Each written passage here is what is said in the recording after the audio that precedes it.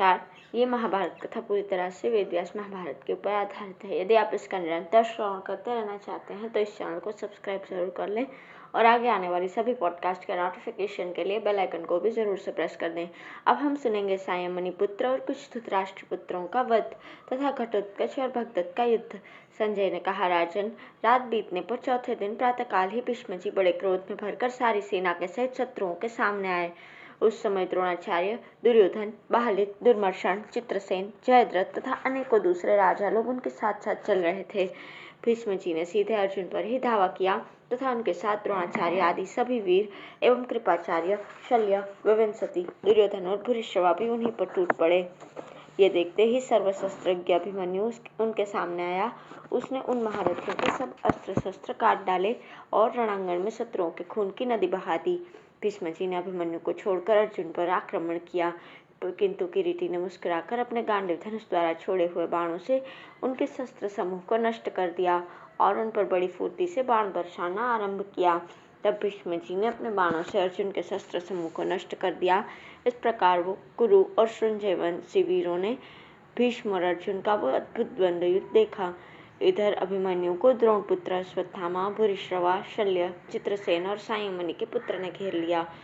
उन 5 पुरुष सिंहों के साथ अकेला युद्ध करता हुआ अभिमन्यु ऐसा जान पड़ता था मानो कोई शेर का बच्चा 5 हाथियों से लड़ रहा हो। निशाना लगाने की सफाई, शूरवीरता, पराक्रम और फुर्ती में कोई भी वीर अभिमन्यु की बराबरी नहीं कर सकता था। राजन, जब आपके पुत्रों ने देखा कि सेना बड़ी दंग आ गई है तो उन्होंने अभिमन्यु को चारों ओर से घेर लिया, परंतु अपने तेज और बल के कारण अभिमन्यु ने तनिक भी हिम्मत नहीं हारी। वो निर्भय होकर कौरवों की सेना के सामने आकर डट गया। उसने 1 बाण से अश्वत्थामा को और 5 से शल्य को घायल कर 8 बाणों द्वारा संयमनी के पुत्र की ध्वजा काट दी। फिर भूरिश्रवा की छोड़ी हुई एक सर्प के समान प्रचंड शक्ति को अपनी ओर आती देख उसे भी एक पहने बाण से काट डाला। इस समय शल्य बड़े वेग से बाण वर्षा कर रहे थे। अभिमन्यु ने उसे रोककर उनके चारों घोड़े मार डाले। इस प्रकार भूरिश्रवा, शल्य, अश्वत्थामा, संयमनी और शल इनमें से कोई भी अभिमन्यु के बाहुबल के आगे नहीं टिक सका। अब दुर्योधन की आज्ञा से त्रिगर्त, मद्र और केकई देश के 25,000 वीरों ने अर्जुन और अभिमन्यु दोनों को घेर लिया। यह देखकर पांचाल राजकुमार धृष्टद्युम्न अपनी सेना लेकर बड़े क्रोध से मद्र और केकई देश के वीरों पर टूट पड़ा। उसने 10 बाणों से 10 मद्र देशीय वीरों को, 1 से कृतवर्मा के पृष्ठ रक्षक को और 1 से कौरव के पुत्र दमन को मार डाला। इतने में ही संयमनी के पुत्र ने 30 बाणों से धृष्टद्युम्न को और 10 से उसके सारथी को बीन दिया। तब धृष्टद्युम्न ने अत्यंत पीड़ित होकर एक पहने बाण से संयमनी पुत्र का धनुष काट डाला तथा 25 बाण छोड़कर उसके घोड़ों को और रथ के इधर उधर रहने वाले सारथियों को मार गिराया। संयमनी पुत्र तलवार लेकर रथ से कूद पड़ा और बड़ी तेजी से पैदल ही रथ में बैठे हुए अपने शत्रु के पास पहुंचा। यह देखकर धृष्टद्युम्न ने क्रोध में भरकर गदा के प्रहार से उसका सर फोड़ दिया। गदा की चोट से ज्यों ही वो पृथ्वी में गिरा कि उसके हाथ से वो तलवार और ढाल भी छूटकर दूर जा पड़ी। इस प्रकार उस महारथी राजकुमार के मारे जाने से आपकी सेना में बड़ा हाहाकार होने लगा। जब संयमनी ने अपने पुत्र को मरा हुआ देखा तो वो अत्यंत क्रोध में भरकर धृष्टद्युम्न की ओर चला। वे दोनों वीर आमने सामने आकर रणांगण में भिड़ गए तथा कौरव, पांडव और समस्त राजा लोग उनका युद्ध देखने लगे।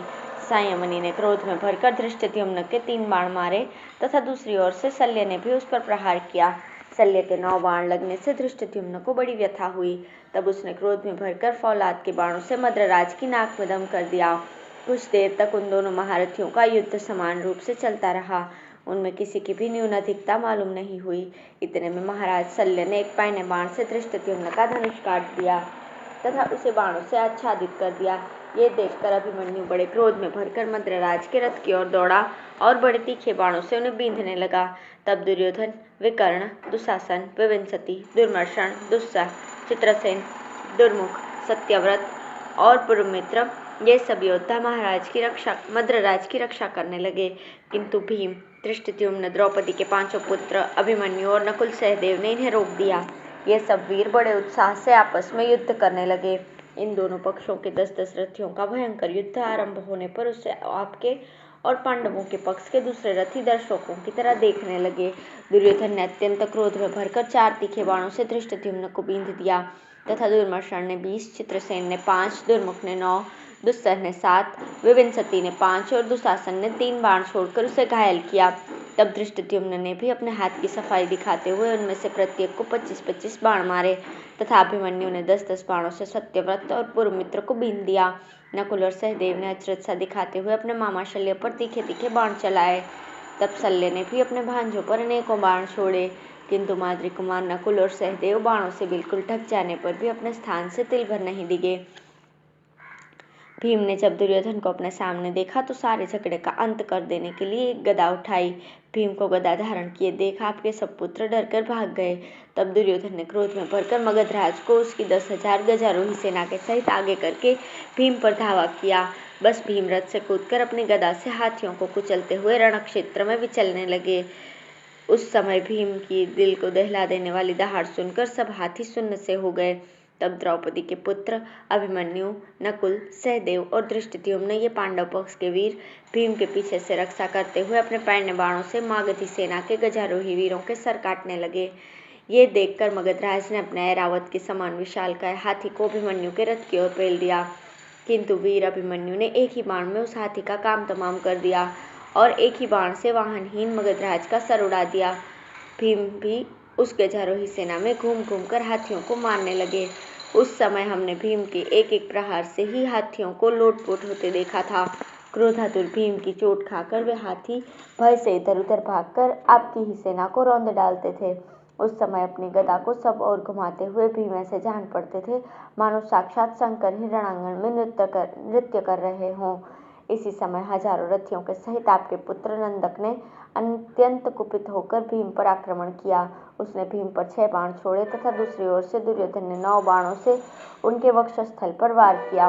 तब महाबाहु भीम अपने रथ पर चढ़ गए और अपने सारथी विशोक से बोले, देखो ये महारथी धृतराष्ट्र पुत्र मेरे प्राणों के ग्राहक होकर आए हैं, सो मैं तुम्हारे सामने ही इनका सफाया कर दूंगा, इसलिए तुम सावधानी से मेरे घोड़ों को इनके सामने ले चलो।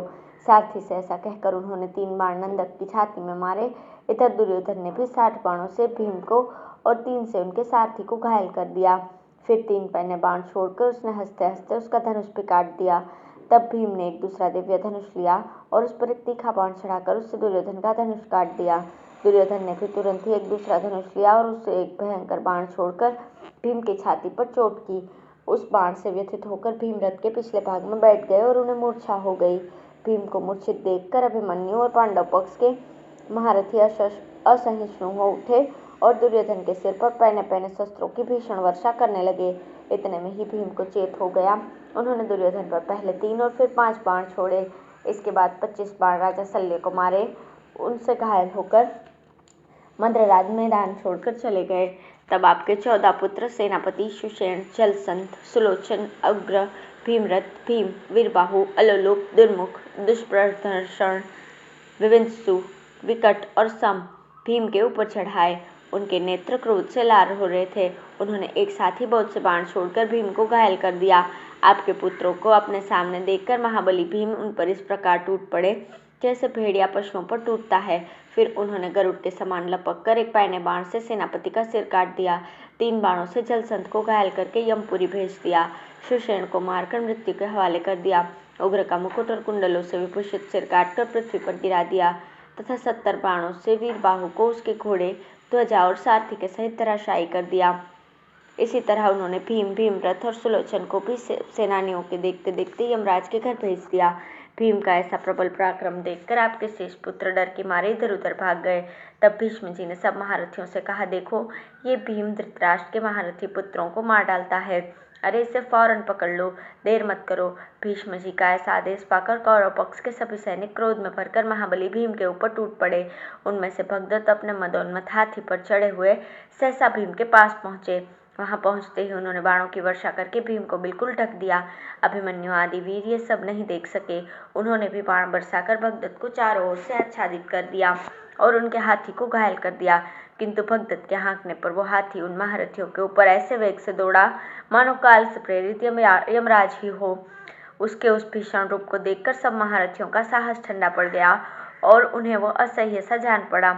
इसी समय भगदत्त ने क्रोध में भरकर एक बाण भीमसेन की छाती में मारा। उससे घायल होकर भीम अचेत से हो गए और अपने रथ की ध्वजा के झंडे का सहारा लेकर बैठ गए। यह देखकर महाप्रतापी भगदत्त बड़े जोर से सिंहनाद करने लगे। भीम को ऐसी स्थिति में देखकर घटोत्कच को बड़ा क्रोध हुआ और वह वहीं अंतर्ध्यान हो गया। फिर उसने ऐसी भीषण माया फैलाई जिसे देखकर कच्चे पक्के लोगों का तो हृदय बैठ गया। आधे ही क्षण में वो बड़ा भयंकर रूप धारण किए अपनी ही माया से रचे हुए ऐरावत हाथी पर चढ़कर प्रकट हुआ। उसने भगदत्त को उसके हाथी सहित मार डालने के विचार से उन पर अपना हाथी छोड़ दिया। वो चतुर्दंत गजराज भगदत्त के हाथी को बहुत पीड़ित करने लगा, जिससे कि वो अत्यंत आतुर होकर वज्रपात के समान बड़े जोर से चिंगाड़ने लगा। उसका वो भीषण नाद सुनकर भीष्म जी ने आचार्य द्रोण और राजा दुर्योधन से कहा, इस समय महान धनुर्धर राजा भगदत्त हिडिंबा के पुत्र घटोत्कच से युद्ध करते समय बड़ी आपत्ति में फंस गए हैं।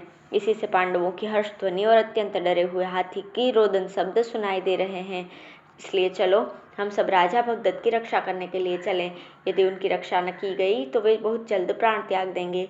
देखो वहाँ बड़ा ही भीषण और रोमांचकारी संग्राम हो रहा है।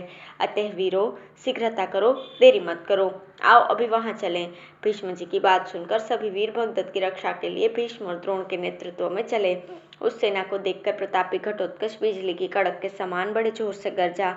उसकी वो गर्जना सुनकर भीष्म जी ने द्रोणाचार्य से कहा, मुझे इस समय दुरात्मा घटोत्कच के साथ संग्राम करना अच्छा जान नहीं पड़ता, क्योंकि ये बड़ा बलवीर्य संपन्न है और इसे अन्य वीरों से सहायता भी मिल रही है। इस समय तो वज्रधर इंद्र भी इसे नहीं जीत सकेगा। अतः अब पांडवों के साथ युद्ध करना ठीक नहीं होगा। बस आज यही युद्ध बंद करने की घोषणा कर दी जाए। अब शत्रुओं के साथ हमारा संग्राम कल होगा। कौरव लोग घटोत्कच के आतंक से घबराए थे ही, इसलिए भीष्म जी की बात सुनकर उन्होंने युक्तिपूर्वक युद्ध बंद करने की घोषणा कर दी। सायंकाल हो रहा था। आज कौरव लोग पांडवों से पराजित होने के कारण लज्जित होकर अपने डेरे पर लौटे। पांडव लोग तो भीमसेन और घटोत्कच को आगे करके प्रसन्नता से शंखध्वनि के साथ सिंहनाद करते हुए अपने शिविर पर आए, किंतु भाइयों का वध होने के कारण राजा दुर्योधन बहुत ही चिंतित और शोकाकुल हो रहा था। धन्यवाद।